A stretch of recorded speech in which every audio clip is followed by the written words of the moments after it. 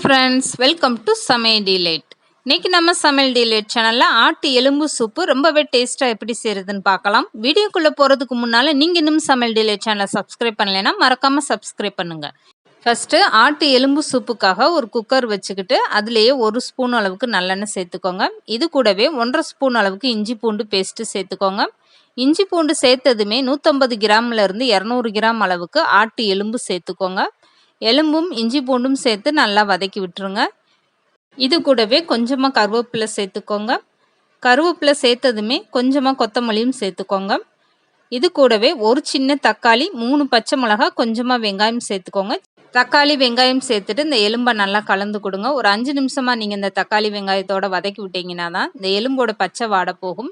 இப்போ சூப்புக்கான உப்பு சேர்த்துக்கோங்க. இது கூடவே 1/4 ஸ்பூன் அளவுக்கு மஞ்சள் தூள் சேர்த்துக்கோங்க. இது கூடவே 1.5 ஸ்பூன் அளவுக்கு மல்லித்தூள் சேர்த்துக்கோங்க சூப்புக்கு. இது கூடவே 1 ஸ்பூன் அளவுக்கு ஜீரகத்தூள், 1 ஸ்பூன் அளவுக்கு மிளகுத்தூள் சேர்த்து நல்லா கலந்து கொடுத்துருங்க. இந்த சூப்புக்காக 1 ஸ்பூன் அளவுக்கு கறி மசாலா தூள் சேர்த்துக்கோங்க. இந்த கறி மசாலா தூளோட டேஸ்ட் உங்களுக்கு பிடிக்கலைன்னா அந்த பொடியை மட்டும் விட்டுட்டு நீங்கள் மற்ற பொடியெல்லாம் சேர்த்துக்கோங்க. சூப்பு ரொம்பவே டேஸ்ட்டாக இருக்கும். இப்போ பாருங்கள், ஓரளவுக்கு நல்லாவே வதங்கிருச்சு. இப்போ இது கூடவே 1 லிட்டர் அளவுக்கு தண்ணி சேர்த்துக்கோங்க. சூப்பு உங்களுக்கு எந்த அளவுக்கு வேணுமோ அந்த அளவுக்கு நீங்கள் தண்ணி சேர்த்துக்கோங்க. இப்போ தண்ணி சேர்த்ததுமே நல்லா கலந்து கொடுத்துட்டு குக்கர் மூடி போட்டுருங்க. குக்கர் மூடி போட்டதுமே 5லிருந்து 6 விசில் வர விட்டுருங்க. எலும்பு நல்லாவே வெந்து வந்துடும். சூப்பும் ரொம்பவே சூப்பராக ரெடி ஆயிரும். இந்த எலும்பு சூப்பு செய்கிறது ரொம்பவே ஈஸி தான். நீங்கள் சளி பிடிச்சிருக்க டயத்தில், உடம்பு சோர்வாக இருக்க டயத்தில் இந்த மாதிரி நீங்கள் சூப்பு செஞ்சு சாப்பிட்டீங்கன்னா ரொம்பவே சூப்பராக இருக்கும். இப்போ பாருங்கள், 6 விசிலுக்கு அப்புறம் நான் குக்கரை ஓப்பன் பண்ணி காட்டுறேன்.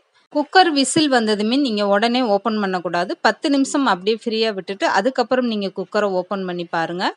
குக்கரை திறந்ததுமே ஆட்டு எலும்போடைய சூப்பு வாடை ரொம்பவே சூப்பராகவே இருந்துச்சு. கண்டிப்பாக இந்த ஆட்டு எலும்பு சூப்பு நீங்களும் உங்கள் வீட்டில் ஒரு நாள் ட்ரை பண்ணி பாருங்கள். இதோடைய டேஸ்ட்டும் ரொம்பவே அருமையாக வந்திருக்கு. இப்போ ஆட்டு எலும்பு சூப்பில் கொஞ்சமாக கொத்தமல்லி தூவிடலாம். கொத்தமல்லி தூவிட்டு இது கூடவே 1 ஸ்பூன் அளவுக்கு நல்லெண்ணெய் விட்டுக்கோங்க. அப்போ சூப்போடைய டேஸ்ட்டு ரொம்பவே அருமையாக இருக்கும். இப்போ ரொம்பவே சூப்பராக சூப்பு ரெடி ஆயிடுச்சு. இந்த ஆட்டு எலும்பு சூப்பு எப்படி ரொம்ப டேஸ்ட்டாக செய்கிறதுன்னு இன்னைக்கு நம்ம வீடியோவில் பார்த்துருக்கோம். இந்த வீடியோ பிடிச்சிருந்தா லைக் பண்ணுங்கள், ஷேர் பண்ணுங்கள், மறக்காமல் சமையல் டிலேட் சேனலை சப்ஸ்கிரைப் பண்ணுங்கள்.